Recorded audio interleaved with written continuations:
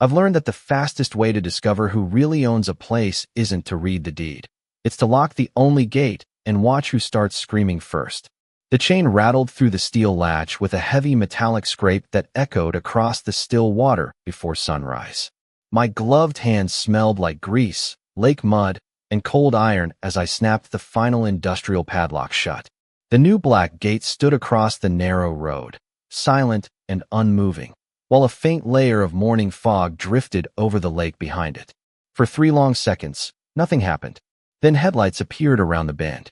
A white Range Rover rolled toward the entrance, slowed, and stopped inches from the locked gate. The driver leaned on the horn once, then twice. By the 5th blast, porch lights flickered on across the shoreline. Within minutes, the quiet lakeside community exploded. Luxury SUVs lined up behind one another. Golf carts buzzed from driveway to driveway. People stepped outside wearing expensive fleece jackets, coffee mugs still steaming in their hands, staring at the steel barrier that hadn't existed yesterday. Someone yelled that they were trapped. Another shouted they couldn't reach the marina. One man in fishing gear kicked the gate so hard the vibration rang through the morning air like a church bell. I simply stood on my side of the fence, coffee in one hand, keys in the other. The breeze carried the familiar smell of cedar, damp earth, and fresh-cut grass from the hillside above the lake. It should have been another peaceful Saturday morning. Instead, it sounded like a stock market crash in a country club. What the hell is this? That voice cut through every other complaint. Vanessa Whitaker. Even before I saw her, I recognized the sharp edge in her voice. It always sounded polished enough for charity dinners and poisonous enough to ruin someone's week. She marched toward the gate in spotless white tennis clothes that probably cost more than my monthly truck payment. Her blonde hair hadn't moved despite the wind, and oversized sunglasses hid her eyes, but I didn't need to see them to know exactly what expression she wore. The same one she'd worn yesterday. The expression that said she believed money solved every problem, especially when it belonged to somebody else. "Ethan," she called, stopping a few feet away from the bars. "Open this gate." I looked at my watch. 6:48. Morning. Don't play games. I'm not. You cannot block homeowners from accessing their own lake houses. I took another sip of coffee before answering. I didn't block anyone from their homes. I rested my hand against the cold steel post. I closed my private road. The silence that followed lasted barely a heartbeat before dozens of voices erupted behind her. "Private road? What is he talking about?" "Somebody call the sheriff." Phones came out almost instantly. One homeowner started recording me. Another demanded my contractor's license, as if that somehow mattered. Vanessa smiled. Not because she was calm, because she believed this was going exactly the way she wanted. "You've finally lost your mind," she said loudly enough for everyone to hear. "After refusing to maintain this access road, you're now holding an entire community hostage." I couldn't help noticing how carefully she'd chosen her words. She didn't mention the repair report. She didn't mention the collapsed retaining wall. She definitely didn't mention the envelope I'd placed in front of the HOA board less than 24 hours earlier. An envelope containing one invoice. Exactly $63,500. She had pushed it back across the conference table with 2 perfectly manicured fingers. "We're not paying a single cent," she'd said while the rest of the board laughed. "If you couldn't afford to maintain your own road, maybe you shouldn't have bought lakefront property." Those words hadn't left my head all night. Neither had the sound of that laughter. Behind Vanessa, another SUV pulled into line. Then another. Parents climbed out carrying coolers. Children asked why they couldn't get to the beach. A landscaping truck idled impatiently, diesel fumes drifting through the cool morning air. Every single vehicle waiting behind that gate depended on one thing: a road they had spent years pretending belonged to them. What none of them knew, not even Vanessa, was that I hadn't made this decision out of anger. I'd made it because my father had left me one sentence buried inside a 30-year-old property agreement. One sentence, written long before any of these million-dollar lake houses ever existed. And before this day was over, that single sentence was going to cost the HOA far more than $63,500. My father used to say that a road tells the truth about the people who drive on it. I didn't understand what he meant until I inherited 43 acres of shoreline and the only strip of gravel connecting 17 luxury lake houses to the county highway. My name is Ethan Caldwell. I'm 38 years old, born and raised in northern Wisconsin, and I've spent almost my entire life building things that other people barely notice until they break. Bridges, boat docks, retaining walls, drainage systems. The kind of infrastructure that quietly keeps expensive dreams from sinking into the ground. My hands have never looked clean. Even after scrubbing them, you could still find traces of concrete dust buried beneath my fingernails or tiny scars left behind by cable wire and welding sparks. My father used to joke that a Caldwell man's fingerprints were made of cedar splinters and diesel fuel. He wasn't wrong. Every summer growing up smelled exactly the same. Fresh-cut pine, hot engine oil, lake water baking against weathered docks under the afternoon sun. While other kids spent weekends tubing behind speedboats, I spent mine holding measuring tapes while Dad rebuilt shoreline retaining walls after spring floods. Back then, I thought everyone learned property law with a shovel in one hand and a level in the other. Turns out, most people didn't. The road everyone was now yelling about had never been designed for million-dollar homes. It started as a logging trail nearly 50 years ago. My grandfather purchased the land in the early 70s when nobody wanted property this far from town. He cleared the first path himself using an old Caterpillar bulldozer that rattled loud enough to scare deer clear across the valley. Dad widened it years later. He reinforced the shoulders, installed drainage culverts, built the timber bridge crossing Miller Creek. Every improvement came out of our family's pocket. Not the county's, not some developers, certainly not the HOAs. The lake community didn't even exist back then. Around 15 years ago, a developer bought the neighboring shoreline and carved it into oversized waterfront lots marketed as luxury escapes for executives from Chicago and Minneapolis. The brochures promised breathtaking sunsets, private docks, and peaceful weekends. What they conveniently failed to mention was one inconvenient detail. There was only one practical way to reach every single property: our road. The developer approached my father before construction began. I remember sitting quietly in the corner of Dad's workshop while the two men spread maps across an old plywood table stained with decades of motor oil. The smell of sawdust mixed with fresh coffee filled the room. Dad listened far more than he spoke. When the meeting ended, he signed an access agreement. Not ownership, not dedication. Access. The distinction mattered more than anyone realized. The easement allowed homeowners to use our road under very specific conditions.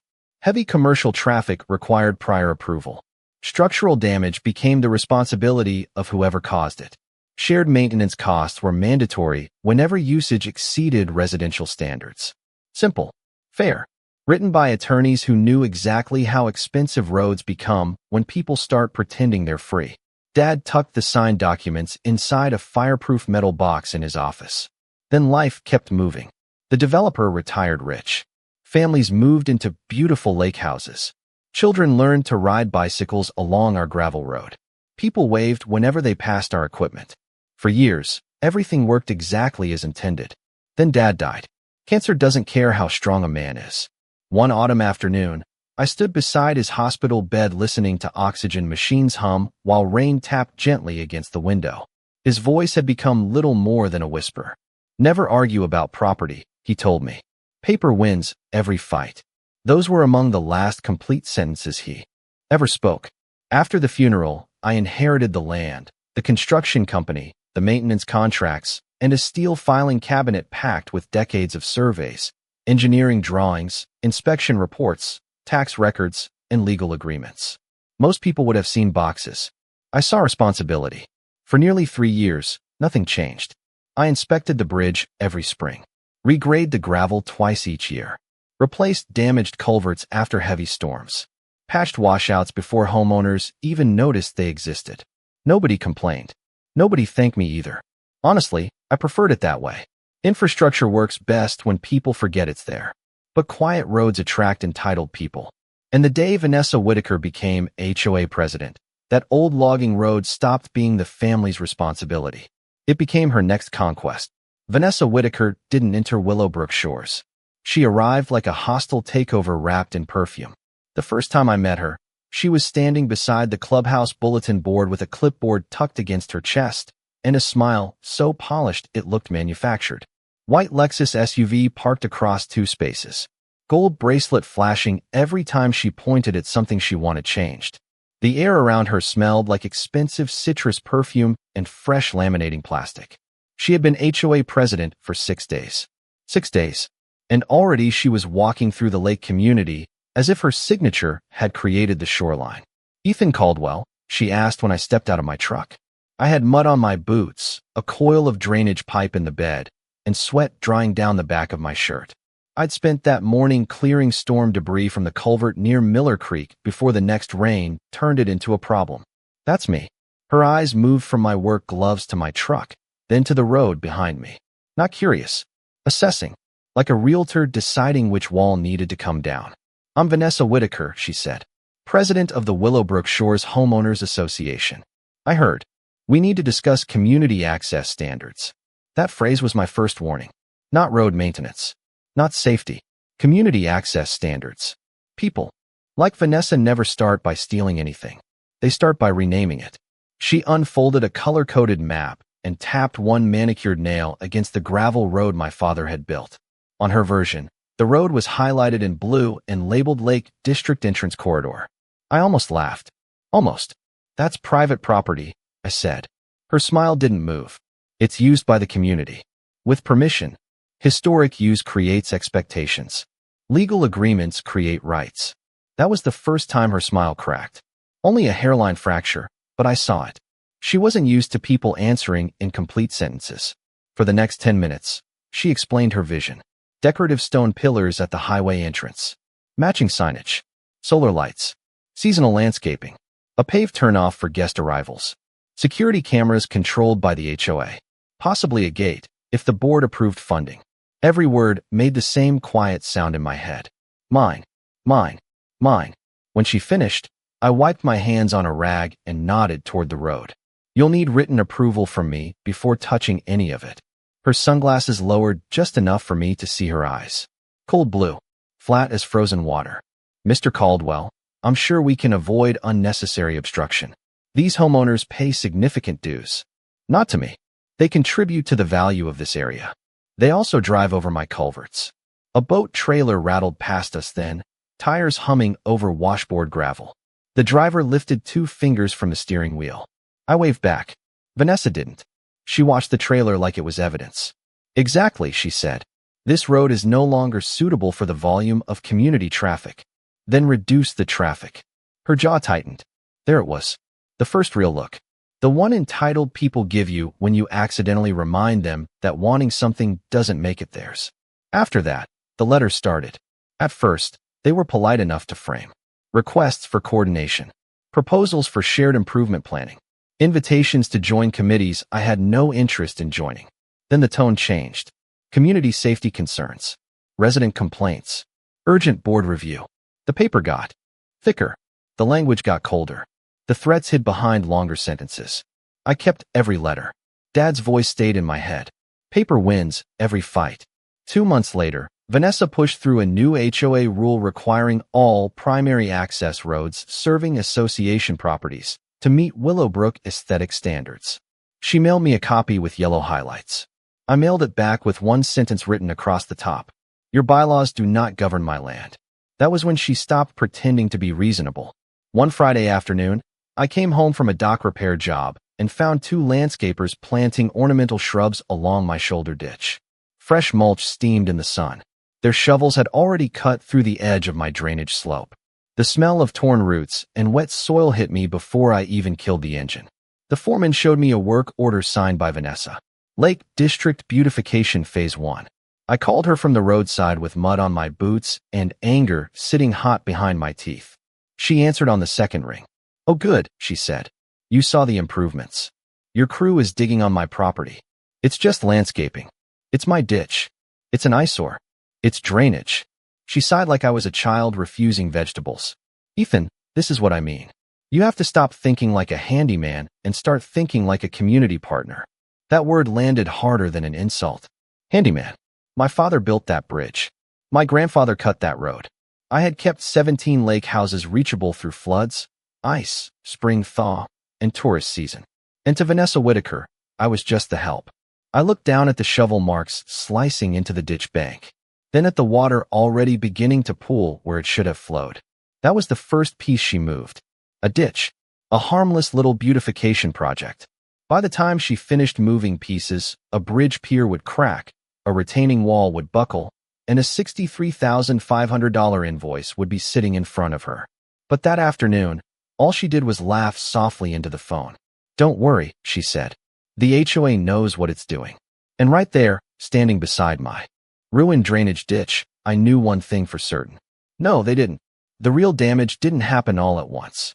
It happened one shortcut at a time. The first truck ignored the weight limit sign during Memorial Day weekend. Then another. Then another. By the end of summer, my private road looked less like the quiet access lane my father had built and more like the service entrance to a commercial resort. Every Friday afternoon, the same parade rolled in. Pontoon boats on oversized trailers. Concrete delivery trucks. Landscaping companies hauling skid steers. Vacation rental cleaners driving overloaded cargo vans. The smell of diesel hung over the lake from sunrise until evening, while tires wider than my shoulders ground the gravel into fine gray dust that drifted across the cattails like smoke. I knew exactly what was happening. Roads don't fail because of age. They fail because people ask them to carry loads they were never designed to carry. One Monday morning after a week of heavy rain, I parked beside Miller Creek Bridge for my routine inspection. The air smelled of wet cedar and fresh earth.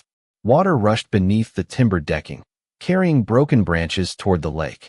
I crouched beside one of the bridge piers and ran my fingers across the pressure-treated beam. Something felt wrong.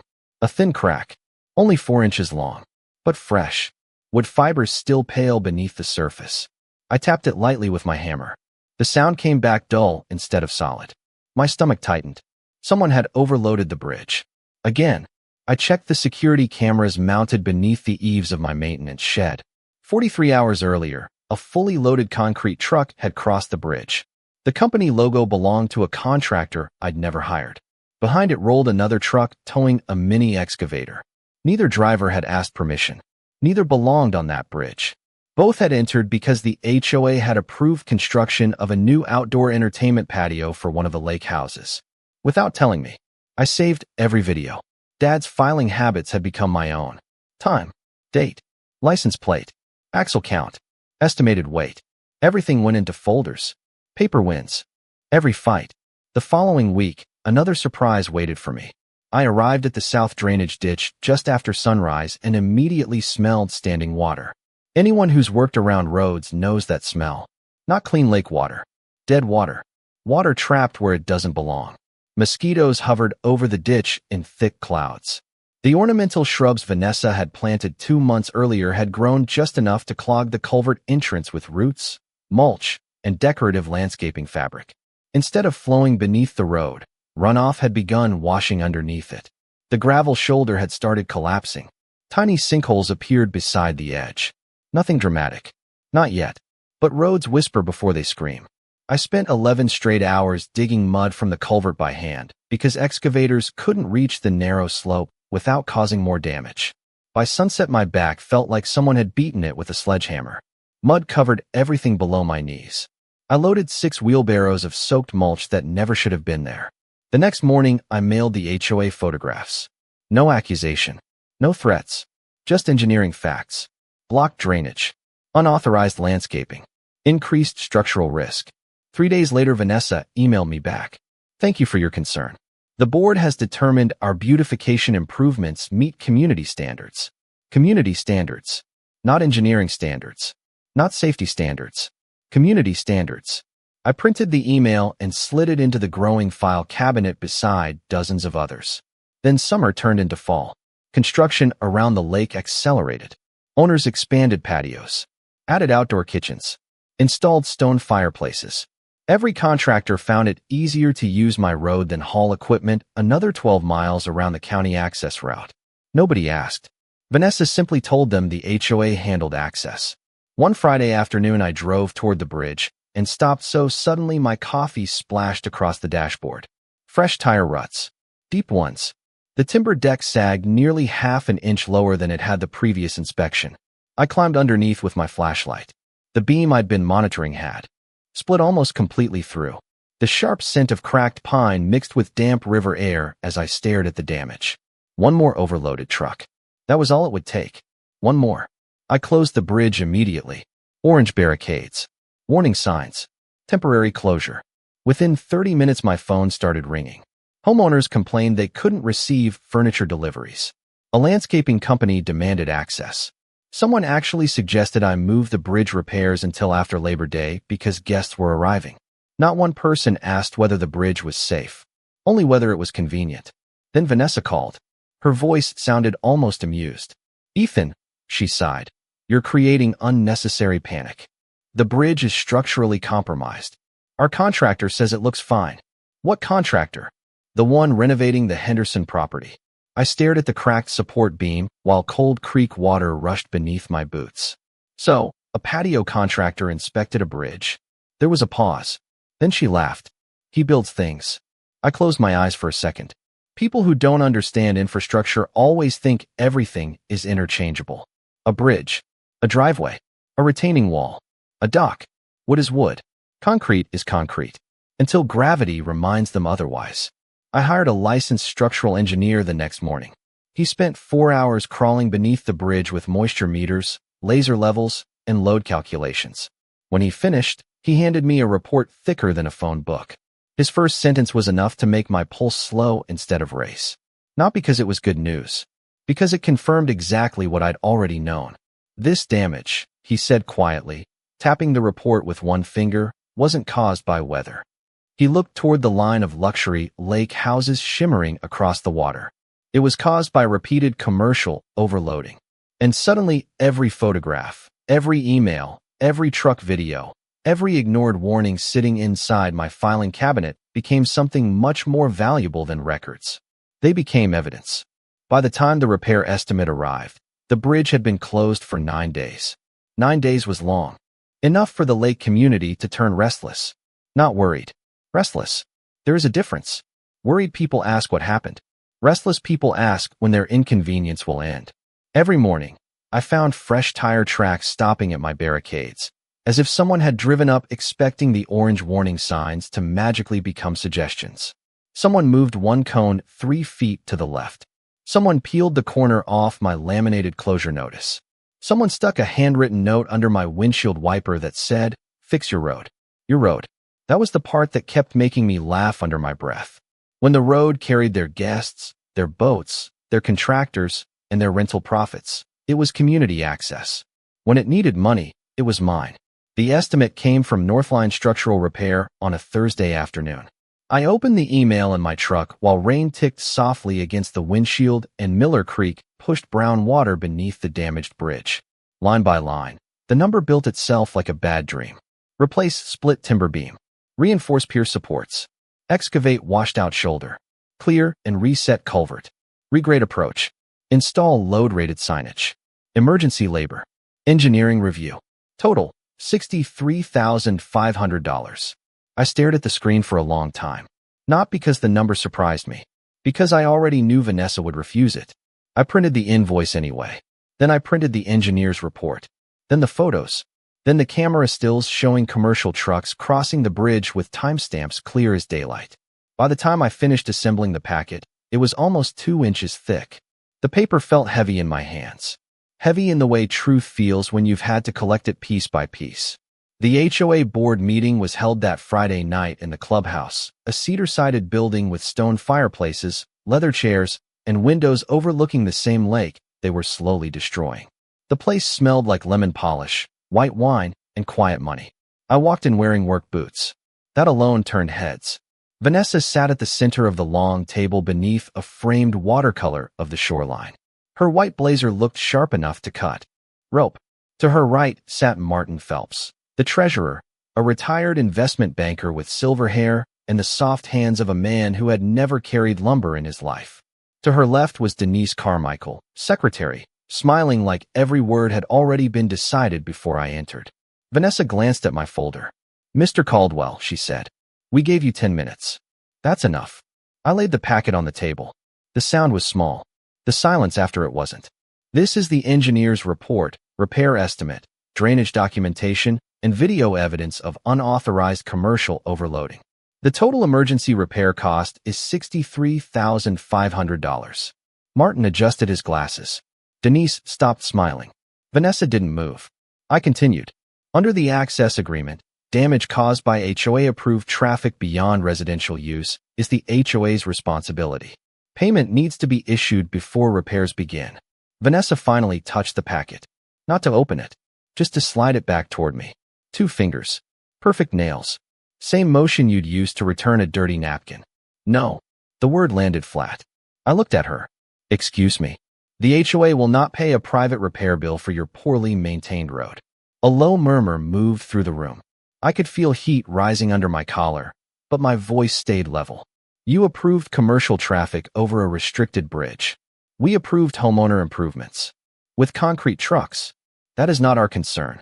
It became your concern when you directed them across my property. Her smile appeared then. Small. Practiced. Cruel enough to feel casual. Ethan, this little routine may work with subcontractors, but it will not work with this board. You own rural access land. That comes with maintenance obligations. I opened the engineer's report to the load analysis. She didn't look down.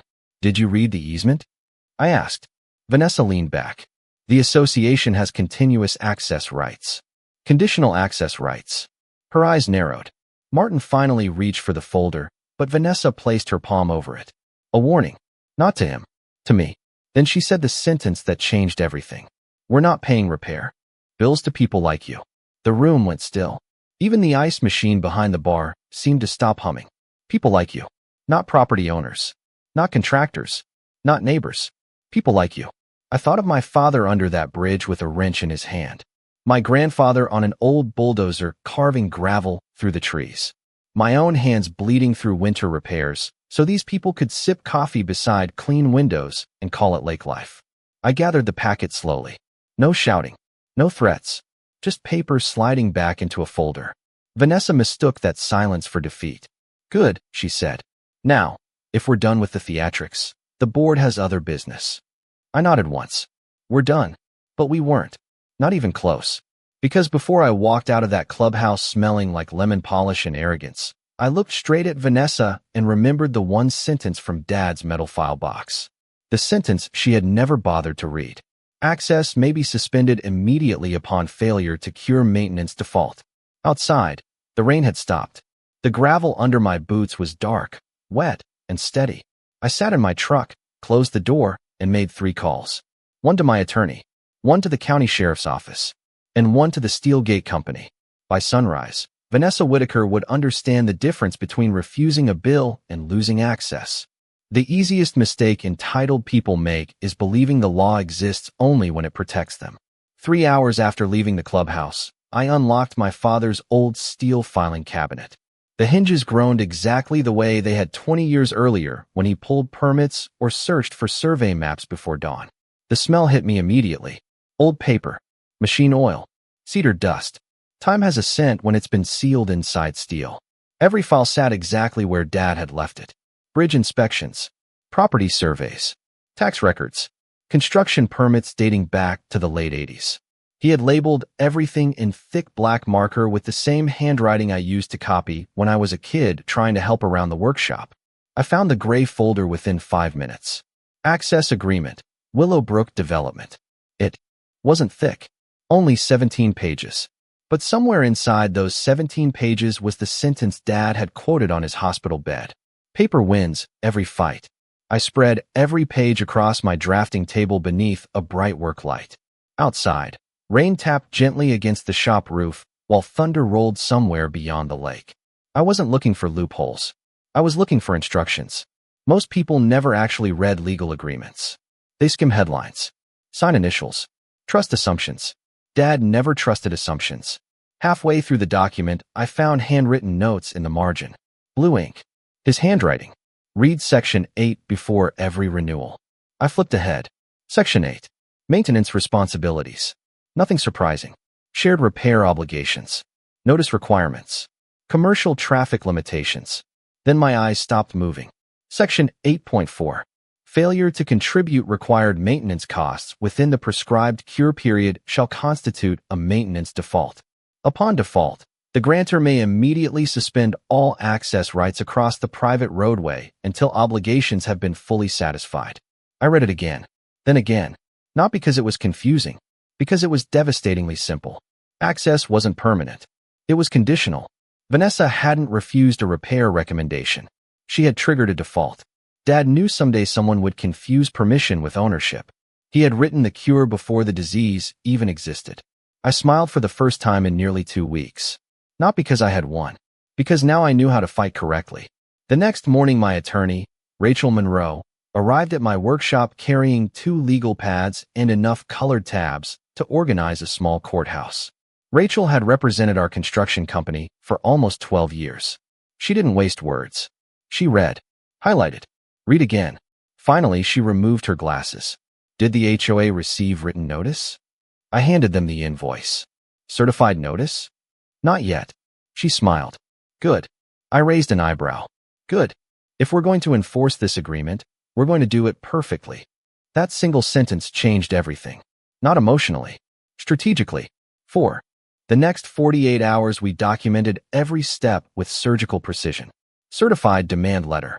Engineering report attached. Repair estimate attached. Photographs attached. Traffic logs attached. Security camera stills attached. Delivery confirmation required. Every page numbered. Every exhibit indexed. Every deadline clearly stated. 7 calendar days to cure the maintenance default. Rachel even had me photograph the sealed envelope before mailing it. Why? Because someday, she answered, someone will claim they never received it. She had obviously dealt with HOAs before. The envelope arrived at the clubhouse on Tuesday morning. My phone alerted me when the certified signature appeared. Signed by Vanessa Whitaker. Perfect. She couldn't deny receiving it. I expected silence. Instead, I received arrogance. Wednesday afternoon, an email appeared in my inbox. No greeting. No acknowledgement of the engineer's report. Only 3 short sentences. The board rejects your demand. The association recognizes uninterrupted access rights. Further interference may expose you to legal action. No signature. Just HOA Board of Directors. I forwarded the email to Rachel. Her reply arrived 4 minutes later. Excellent. That was all. Excellent. Not because she enjoyed conflict. Because Vanessa had just created written evidence that she knowingly refused to cure the default. Paper. Wins. Every fight. On the 7th day, nothing arrived. No payment. No phone call. No negotiation. Not even another insult. The cure period expired at exactly 5 o'clock Friday afternoon. I looked at my watch as the second hand crossed 12. Then I closed the file. There was no anger left. Only procedure. I called the county surveyor first. We verified every property corner bordering the private roadway. Bright orange stakes appeared before sunset. Then I hired Iron Ridge security gates. 40-foot powder-coated steel. Commercial hinges. Industrial hydraulic closer. Tamper-resistant locking system. Not decorative. Functional. Saturday afternoon, the installation crew worked quietly beneath a cloudless sky. Sparks flew as welders secured the hinges to reinforced posts set in concrete 3 days earlier. The air smelled of hot steel and burned paint. Nobody from the HOA came to ask questions. Nobody noticed. They were too busy preparing for the biggest rental weekend of the summer. Families arriving. Boats launching. Vacation homes fully booked. Exactly as Vanessa had planned. Exactly as I had counted on. Before leaving that evening, I bolted a small aluminum sign beside the new gate. Private road. Access suspended due to maintenance default. See recorded easement terms. I locked the padlock once. Twice. Then slid the keys into my pocket. The metal clicked with a quiet certainty. Tomorrow morning, 17 lake houses would wake up believing they still possessed a right they had already thrown away 7 days earlier. They just hadn't realized it yet. By 7 o'clock Saturday morning, the lake road had become a parking lot for people who still believed outrage was a form of ownership. The first horn started before sunrise. A single sharp blast. Then another. Then 5 at once, overlapping across the hillside like angry geese trapped in traffic. I stood beside the gate with my thermos in hand, watching mist lift off the lake in silver ribbons. The steel bars were still cold from the night air. Dew clung to the warning sign. Somewhere down by the water, a loon called once and went quiet, like even the wildlife knew better than to get involved. Vanessa arrived at 7:13. White Range Rover. White tennis skirt. White knuckles around her phone. She slammed her door hard enough to make a flock of birds explode out of the maples. This ends now, she snapped. Behind her, homeowners gathered in confused little clusters. A man in a Patagonia vest demanded to know why his guests couldn't reach his lake house.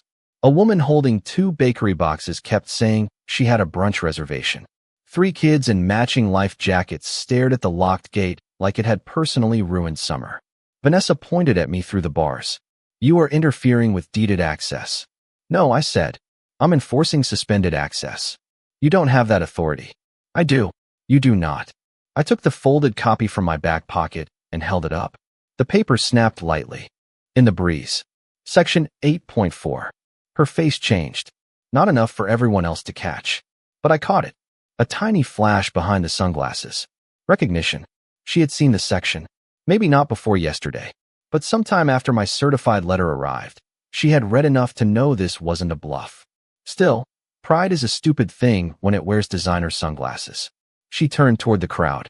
He's misrepresenting the agreement. The HOA has attorneys. This is illegal.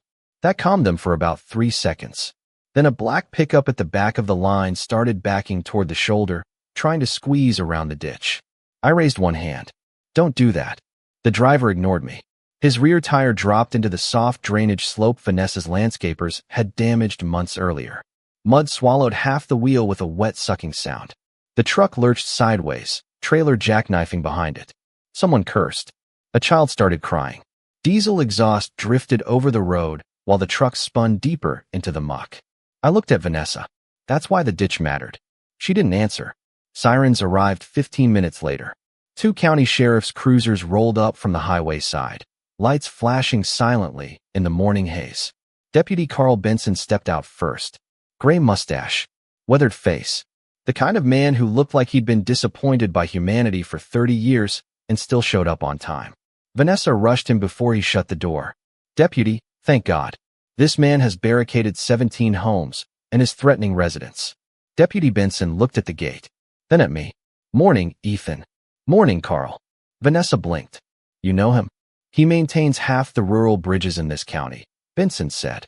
That sentence did more damage than any insult I could have delivered. I handed him the packet Rachel had prepared. Access agreement. Certified default notice. Delivery receipt. Engineer report. Photos. Vanessa's refusal email. He read quietly while the crowd murmured behind him. The paper sounded loud each time he turned a page. Finally, he looked up. Ma'am, this appears to be a private road under conditional easement. Vanessa's smile vanished. This is a civil dispute. Correct. Then make him open it. No, ma'am. The words dropped clean and final. No. Law enforcement isn't going to force a private landowner to open a road when there's documentation showing access was suspended under recorded terms. A homeowner stepped forward. But our houses are down there. Benson nodded. I understand. We paid for access. Then you need to ask your HOA why the maintenance default wasn't cured. Every head turned toward Vanessa. For the first time that morning, she had no crowd to hide inside. Only faces. Angry ones. Confused ones. Expensive ones. The woman with the bakery boxes lowered them slowly. What maintenance default? Vanessa lifted one hand. Everyone calmed down. Wrong move. Nothing makes rich people less calm than realizing someone else lost them money. A rental owner named Peter Lang shoved through the group, phone in hand. I have guests arriving from Milwaukee in 2 hours. What default? Another homeowner said. You told us the road issue was handled. Handled. That word hung in the air like smoke after a misfire. I watched Vanessa's mouth open, then close, then open again. But before she could invent another sentence, Deputy Benson handed her the packet. Looks like Mr. Caldwell gave the board 7 days. Peter stared at her. 7 days? I could hear the lake behind us, soft against the shoreline. I could smell the mud from the stuck truck, the diesel, the damp cedar, the hot panic beginning to rise from people who had finally realized the gate wasn't the problem. The problem was the woman standing in front of it. Vanessa turned back to me, voice low enough that only the nearest few heard. What do you want? I looked at the locked gate, then at the line of lake houses hidden beyond the trees. Not want, I said. Owed. Once people stop yelling, they start asking questions. Those questions are far more dangerous. The crowd that had gathered behind Vanessa wasn't looking at me anymore. They were looking at her. Not because I had convinced them. Because the paperwork had. Deputy Benson still held the access agreement in one hand while Rachel's certified delivery receipts rested. Beneath it, nobody argued with documents spread across the hood of a sheriff's cruiser. Paper wins every fight. Peter Lang was the first homeowner to step forward. He owned one of the largest lake houses at the end of the shoreline, a cedar and glass place that rented for nearly $3,000 a weekend during peak season. His phone kept vibrating in his hand. He finally answered it. "No, we're locked out." A pause. "I know people already checked in." Another pause. "No, I don't care what the rental platform promised." He looked at Vanessa, then slowly lowered the phone. "My guests are demanding refunds." Vanessa forced another smile. "We'll resolve this shortly." Peter shook his head. "No." His voice stayed calm. Too calm. "How long have you known about this maintenance issue?" "I handled it." "That's not what I asked." The silence between those two sentences felt heavier than any shouting match. Another homeowner stepped closer. Then another. Within minutes, the people who had arrived ready to fight me had formed a loose circle around their own HOA president. Questions started coming from every direction. What repair bill? What bridge damage? Why weren't we told? Did the board vote on this? Was there really a 7-day notice? Vanessa answered none of them directly. Instead, she kept repeating the same sentence. The association acted appropriately. That sentence lasted about 30 seconds. Then Martin Phelps arrived. The HOA treasurer climbed out of his silver Mercedes looking confused and slightly out of breath. Someone must have called him after the gate was locked. He walked toward the sheriff, toward the paperwork, toward the growing crowd. "Martin," Peter called. "Did you approve a $63,000 repair invoice?" Martin frowned. "What invoice?" Every conversation stopped. Even Vanessa turned toward him. "You know exactly." "No," Martin interrupted. "What invoice?" She hesitated. Just long enough. Too long. Rachel, who had arrived 20 minutes earlier and quietly observed everything from beside my truck, reached into her briefcase. "I believe this belongs to the association." She handed Martin a copy of the certified demand packet. He opened it. "Read the first page. Then the engineer's report. Then my invoice. Then the certified mail receipt signed by Vanessa herself." His face lost all color. "You received this Tuesday." Vanessa folded her arms. "I didn't believe it had merit." Martin looked up slowly. "You never showed this to the board?" "It wasn't necessary." "You made that decision alone?" "I am the president." "No," Martin said quietly. "You're one vote." The words hit harder than anyone expected. Denise Carmichael arrived only minutes later, having apparently heard the growing chaos through neighborhood text messages. She took one look at the documents, then at Martin, then at Vanessa. "What is this?" Martin handed her the packet without speaking. She flipped through the pages rapidly. Halfway through, she stopped. "You signed for this?" Vanessa remained silent. "You told us Ethan never submitted documentation." Silence. "You told us there wasn't an engineering report." Silence. "You told us the bridge damage was routine maintenance." Still nothing. For the first time since I'd known her, Vanessa looked genuinely cornered. "Not by me. By facts. People can argue with opinions forever. Facts don't negotiate." The homeowners started comparing emails on their phones. One family found Vanessa's community newsletter claiming that minor road maintenance discussions were underway. Another found a message stating that access concerns have been fully resolved. None of them mentioned a structural engineer. None mentioned commercial overloading. None mentioned a maintenance default. Most importantly, none mentioned a $63,500 invoice. Peter rubbed both hands over his face. "My rental company refunded this entire weekend." Another owner spoke up. "I had contractors scheduled Monday." Someone else muttered, "We're losing thousands because nobody told us." The frustration that had been aimed at my gate shifted direction with astonishing speed. It wasn't dramatic. It was inevitable. Vanessa tried one last time. "Ethan is exploiting a technicality." Rachel finally stepped forward. "No." She spoke quietly enough that everyone leaned in to hear. "He's enforcing a recorded property agreement after documented non-payment." She paused.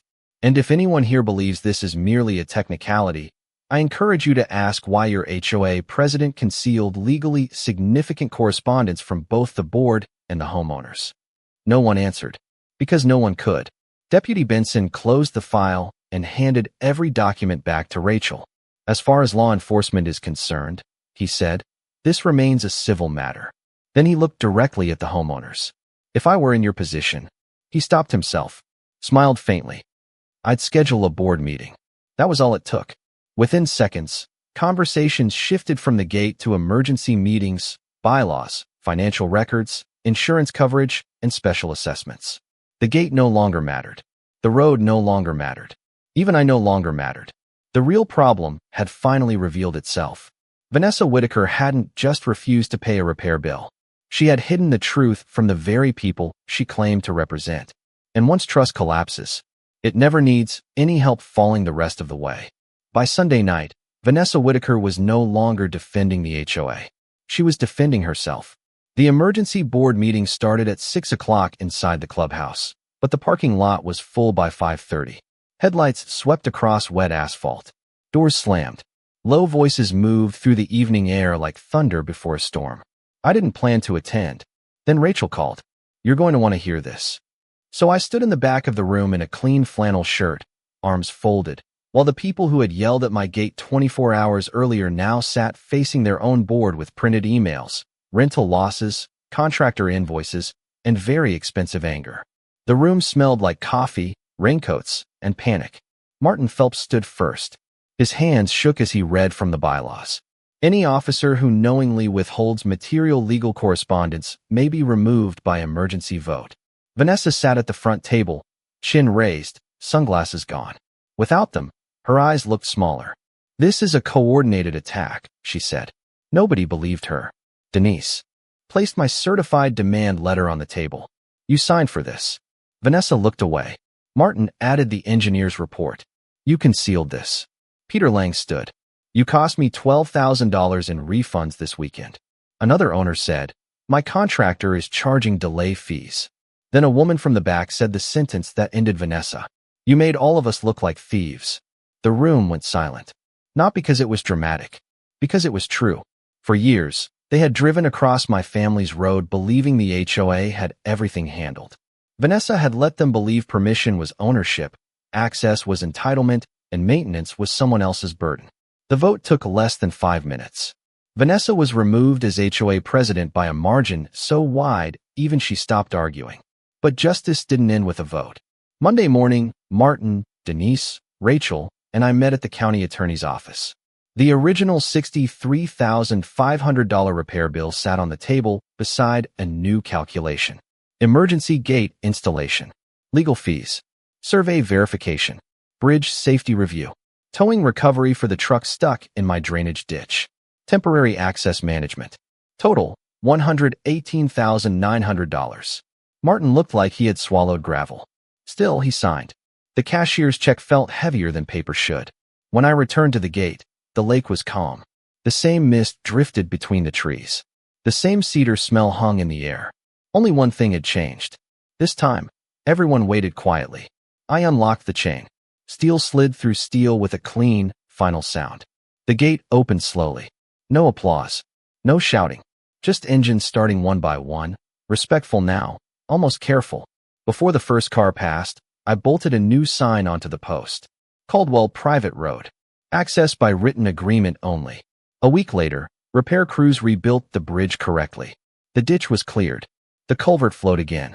The road settled back into silence. Vanessa's house went up for sale by the end of the month. I never celebrated that. I just kept the old agreement in my father's steel cabinet, right where it belonged. Because Dad was right. You don't have to yell when the paper tells the truth. Justice isn't loud. It waits behind a locked gate with the right key.